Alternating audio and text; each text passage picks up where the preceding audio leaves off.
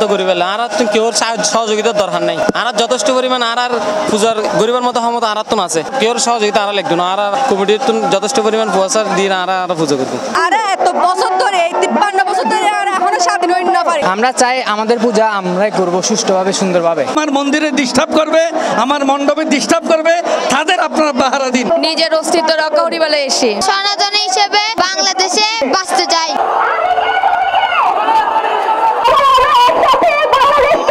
সংসদে সংখ্যালঘু মন্ত্রণালয় চাই।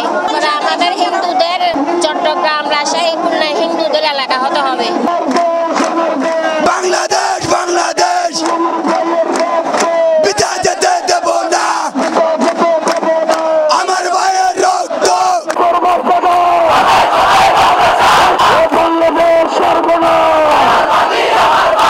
বোঝাই যে 3 দিন আমাদেরকে ছুটি দেবে বলে আশ্বাস দেওয়া হয়, সেটি কিন্তু আমরা এখনো পাইনি। ঈদ থেকে শুরু করে সব কিছুতে 1 সপ্তাহ বন্ধ দেওয়া হয় বা এর বেশি দেওয়া হয় বন্ধ, কিন্তু হিন্দুদের পুজো একদিন কেন বন্ধ থাকবে? বাংলাদেশের অবস্থা এখন ভালো না।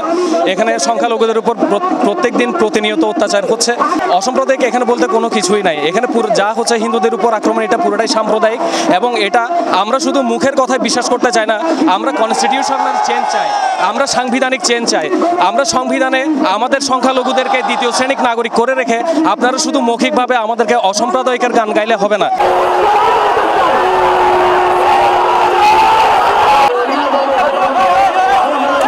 আমরা শান্তিপূর্ণভাবে আমরা এই পুজো করতে চাই, আমাদের কারো সাহায্যের প্রয়োজন লাগবে না। এরপর বলতে চাই, এতদিন একটা কথা বলেছিলেন, আমাদের দেশে তেমন কোনো ঘটনা ঘটেনি। গতকালকে প্রথম আলো পত্রিকাতে আপনারা দেখেছেন পুরো বাংলাদেশে 1068টি মঠ মন্দির সনাতনী প্রতিষ্ঠান সহ অনেক জায়গার মধ্যে তারা ক্ষতি করেছেন। এতদিন আমরা কোনো বিচার পাই নাই।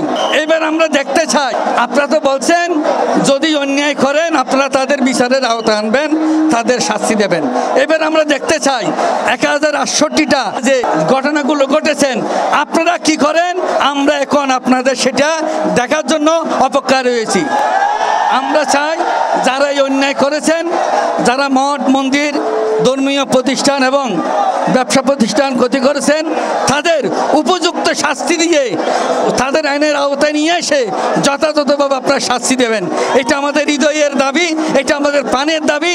যতদিন আপনারা যথাযথভাবে তাদের এই অন্যায় অবিচারের বিচার করবেন না, ততদিন আমরা রাজপথ ছাড়ব না।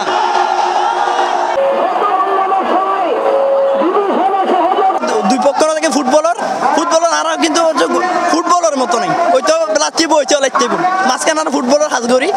তো এক্ষেত্রে আর এরকম পরিত্রাণ চাই। আয়োগীয় বাংলাদেশ হিসেবে আমরা সনাতন হিসেবে যে একজন মুসলিম যেভাবে বাস করে আর সনাতন হিসেবে জানা বাস গরিবের ক্ষমতা যেন অর্জন করতে পারি, আর তখন দলাদলির প্রয়োজন নেই। আর এভাবে প্রতিবাদ করেই বাঁচি তখন করব, নইলে আর অস্তিত্ব টিকি থাকতো না এই দেশত।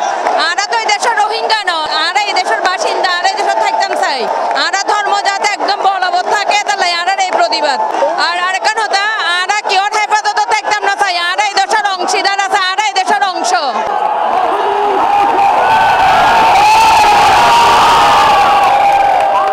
যুগে যুগে তো সরকার এসে গিয়ে কিন্তু লঞ্চিত আর সনাতনী সকলে কিল্লা আর মা বোনের ইজ্জত লই খেলিব, কিল্লা আর ঘর বাড়ি জ্বালা করে দিব, কিল্লা আর মূর্তি প্রতিমা ভাঙিব।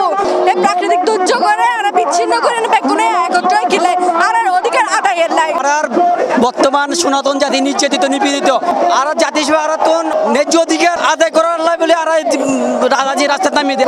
তুলসী মাতা 4-5 গুণ বেশি দিয়ে থাকতে চাই। তুলসী মাতা আমার জীবন আর কিচ্ছু নাই। হরে কৃষ্ণ।